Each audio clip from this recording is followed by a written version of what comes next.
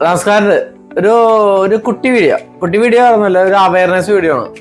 Awareness video എന്നുള്ളത് നമ്മുടെ കടയിൽ ഒരുപാട് പേര് വന്നിട്ടേ ഒരുപാട് സംശയങ്ങൾ ചോദിക്കാറ്. സംശയത്തിന് മെയിൻ വന്ന് ചോദിക്കുന്ന സാധനം എന്ന് പറഞ്ഞാൽ റൂഡിയത്തിന്റെ ഐറ്റം എന്ന് പറഞ്ഞാൽ റൂഡിയം പ്ലേറ്റഡ് ആയിട്ടുള്ള ഈ ഇതുപോലെയുള്ള ഈ കമ്മലുകളൊക്കെ ഉണ്ട്. റോഡിയം പ്ലേറ്റഡ് ഇതുപോലെ ഈ കമ്മലുകൾ എടുക്കുമ്പോൾ തിരിച്ചു കൊടുക്കുമ്പോൾ വില കിട്ടുമെന്നാണ്.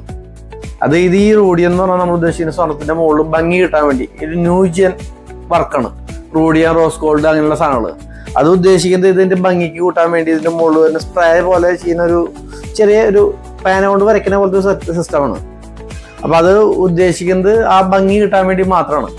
അതുകൊണ്ട് ഇതിന്റെ വെയിറ്റിന് ഒരുപാട് വേരിയേഷൻ ഒന്നും വരില്ല. ഒരുപാടല്ല, വെയിറ്റ് വേരിയേഷനേ വരില്ല. തിരിച്ചു കൊടുക്കുമ്പോൾ കാശ് കിട്ടും, അങ്ങനെയുള്ള പ്രശ്നങ്ങളുണ്ട് ആൾക്കാർക്ക്. അങ്ങനെയുള്ള ഒരു പ്രശ്നങ്ങളും ഇതിനെ ബാധിക്കുന്നതല്ല.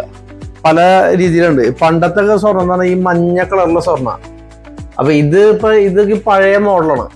ഇപ്പോഴത്തെ ആൾക്കാർ എന്ത് ചെയ്തിരിക്കുന്നു, ഇപ്പൊ കുറച്ചുകൂടി ന്യൂജനായ വർക്കുകളായ ഇതുപോലെ സിമ്പിൾ ആയിട്ടുള്ള വർക്കുകളൊക്കെ വരുമ്പോൾ അതിന് എന്ത് ഭംഗി കിട്ടണം, ആ ഭംഗി കൂട്ടാനുള്ള എന്ത് ഒരു രീതി ആവിഷ്കരിക്കണം, അതിന് ബന്ധപ്പെട്ടാണ് ഈ റോസ് ഗോൾഡ്, വൈറ്റ് ഗോൾഡൊക്കെയും പരിപാടി.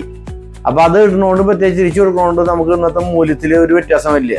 നമ്മൾ ഏത് കടയിൽ നിന്ന് വാങ്ങിക്കുന്നതല്ല, BAS HOD സ്വർണ്ണം മാത്രം വാങ്ങിച്ചാൽ മതി. അത് ഏത് കടയിൽ കൊടുത്താലും തിരിച്ചു കൊടുക്കുമ്പോൾ വലിയ നഷ്ടങ്ങൾ നമുക്ക് വരില്ല. ഈ കളറിനെ ബാധിക്കുന്ന കാര്യങ്ങളൊന്നും ഒരു പ്രശ്നമല്ല.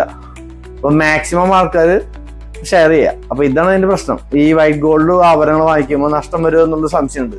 സംശയങ്ങൾ ദൂരീകരിക്കാനുള്ള വീഡിയോ ആണ്. അപ്പൊ ഈ മെസ്സേജ് കണ്ട് ഇഷ്ടപ്പെടണമെങ്കിൽ നമ്മളോട് കൂടെ ഒന്ന് ചേർന്ന് ഒന്ന് ഫോളോ ചെയ്യുക.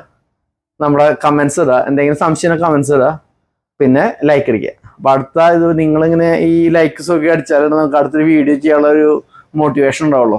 അപ്പൊ ബൈ.